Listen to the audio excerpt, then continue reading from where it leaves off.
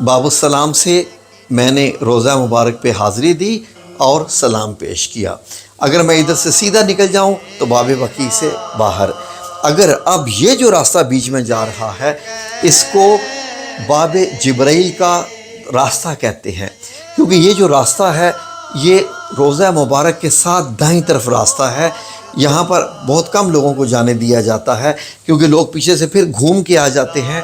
तो ये रास्ता कहाँ जाता है? जी हाँ, ये रास्ता जाता है बाबे जिब्रील की तरफ। जी नाज़रीन, अब हम पहुँचे बाबे जिब्रील के पास। अब यहाँ से आप देखें, गौर करें नाज़रीन, तो मेरे दाएं तरफ रोज़ा मुबारक है और दाएं तरफ रोज़ा मुबारक का कौन सा हिस्सा है जहाँ से रोज़ा मुबारक में अंदर दाखिल होते हैं, जहाँ पर सब्ज़ कपड़ा शुरू होता है। इसको मुवज्जा शरीफ तो कहते हैं, सुनहरी जालियों को। तो मुवज्जा शरीफ का ये वो हिस्सा है, यानी कि रोज़ा मुबारक के पीछे का, जहाँ से बादशाहों को अंदर लेके जाया जाता है। और कहाँ से जाते हैं? ये जो आपको दाएं तरफ एक दरवाज़ा दिखाई दे रहा है, इसको बाब फ़ातिमा ज़हरा रज़ी अल्लाह अन्हा कहते हैं। ये हज़रत फ़ातिमा ज़हरा रज़ी अल्लाह अन्हा के घर के अंदर ये दरवाज़ा खुलता था। आज यहाँ से लोग दाखिल होते हैं तो आगे लेफ़्ट में जाके वो जो सब्ज़ कपड़े वाली जगह है, रोज़ा मुबारक की दीवार, वहाँ जाते हैं। और मेरे बाएं तरफ अगर आप गौर करें तो ये है जगह जिसे हम क्या कहते हैं? इसे कहते हैं बाबे जिब्रील। और इससे थोड़ा आगे जाएंगे तो क्या जगह आएगी? आए आपको दिखाते हैं मेरे साथ चले।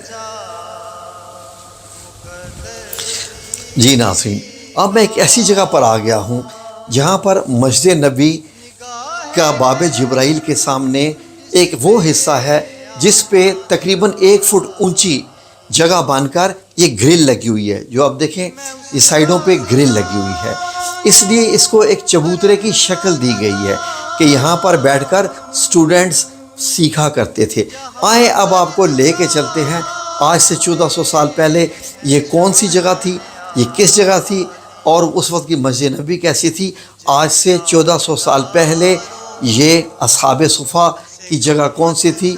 आए ज़रा आपको 1400 साल पीछे लेके चलते हैं, मेरे साथ आए ज़रा सफ़र करते हैं 1400 साल का।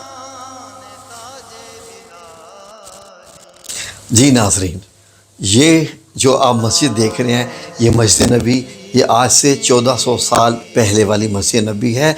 ये हदीस की बेस पे और तमाम इन्फॉर्मेशन की बेस पे ये तैयार की गई है और 19-20 का फ़र्क हो सकता है, बिल्कुल ऐसी ही थी। तो नाज़रीन, इसके मस्जिद नबी के आपको 2 हिस्से दिखाई देंगे। कौन से? जब मैं इधर खड़ा होता हूँ तो अब ये देखिए कि दाएं तरफ मेरे शुमाल है, बाएं तरफ मेरे मशरिक़ है। इधर मशरिक़ से मुराद ये है कि खाना काबा का, और शुमाल का दूसरा जो बेसिकली मगरिब का होना चाहिए। तो नाज़रीन, पहले मस्जिद नबी जब बनाई गई थी नबी करीम सल्लल्लाहु अलैहि वसल्लम के वक्त में, तो नमाज इस साइड पे खड़े होके अदा की जाती थी। इस साइड पे ये वो जगह है, इमामत यहाँ पर होती थी।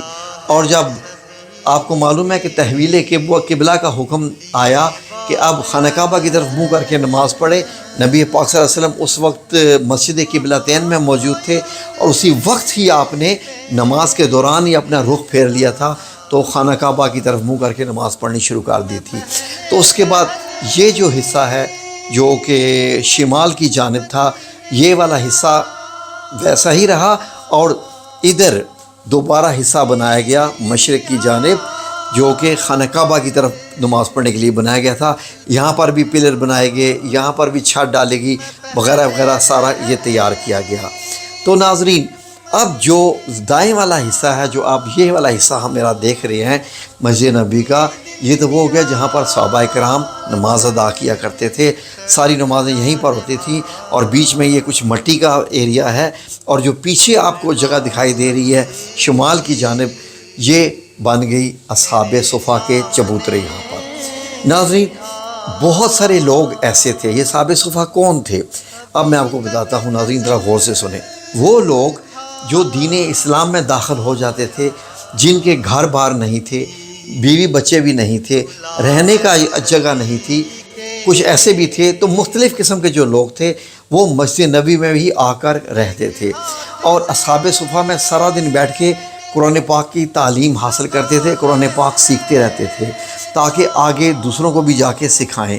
ان کی تعداد بہت بتائی جاتی ہے، 70 بھی بتائی جاتی ہے، 50 بھی، 200، کئی روایات میں تو 400 کے قریب بھی تھی، اور ان میں بڑے بڑے نام جن کے ناموں سے آج بھی احادیث مبارک موجود ہیں۔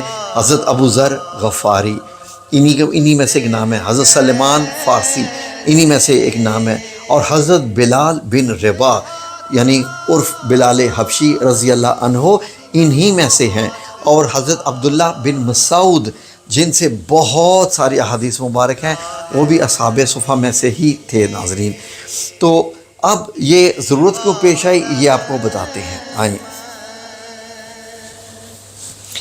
ناظرین، اسلام بہت سارے لوگ قبول کر رہے تھے، فتوحات بھی ہو رہی تھی، اور ان لوگوں کو اسلام سکھانا تھا، تو ان لوگوں کو اسلام سکھانے کے لیے یہ صحابہ صفہ والے سارے لوگ جو ہے یہ تیار کیے جا رہے تھے کہ آپ لوگ سیکھیں اور آگے جا کے سکھائیں۔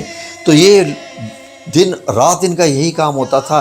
اب ناظرین، ان کے بارے میں جیسے میں نے آپ سے کہا کہ ان کے گھر نہیں تھے، بیوی بچے بھی کئیوں کے یہاں پر نہیں تھے، تو یہ کئی دن بھوکے رہتے تھے، کئی دن یہ اصحاب صفہ بھوکے رہتے تھے، اور بھوکے رہنے کی وجہ سے اتنی ان میں کمزوری آ چکی تھی کہ حتیٰ کہ روایات میں موجود ہے کہ نماز کے وقت جب یہاں پر اقامت ہوتی تھی یہ اگلی صف میں ہوتے تھے، اور بعض دفعہ چکر کھا کے گر جاتے تھے۔ ان میں اتنی بھی سکت نہیں ہوتی تھی، اور نماز ہوتی رہتی تھی، یہ گر پڑتے تھے، اٹھ کے پھر اپنی نماز شروع کر دیتے، تو باقی صحابی دیکھتے رہتے، ظاہر نماز تو چلتی رہتی ہے۔ جب نبی کریم صلی اللہ علیہ وآلہ وسلم نماز سے فارغ ہوتے تو وہ اصحاب صفہ کے پاس آ کے فرماتے، وہ تو جانتے تھے کہ یہ بھوک کی وجہ سے ہے، فرماتے کہ مجھے معلوم ہے کہ فاقہ کشی کی وجہ سے تمہاری یہ حالت ہے، اگر تمہیں معلوم ہو جائے کہ اللہ رب العزت کے ہاں اس کا اجر تمہارے لیے کتنا ہے کہ تم فاقہ کشی میں بھی رہ کے اسلام سیکھ رہے ہو اور سکھا رہے ہو، تو تم مزید فاقہ کشی کرنے کی جستجو کرو گے، آرزو کرو گے۔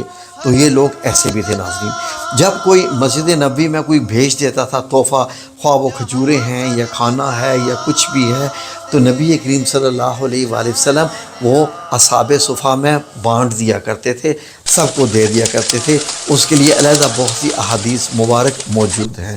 تو ناظرین، یہ جو جگہ پرانی 1400 سال پہلے کی اصحاب صفہ کی ہے، آج کہاں ہے؟ ابھی آ جائے 2024 میں آ جائیں جی ناظرین، یہ جو آپ جگہ دیکھ رہے ہیں جو چبوترے بنا ہوا ہے، اور یہ بالکل حضرت فاطمہ الزہرا رضی اللہ عنہا کے گھر کے پیچھے کی جگہ ہے، یعنی روضہ مبارک کے پیچھے کی جگہ ہے۔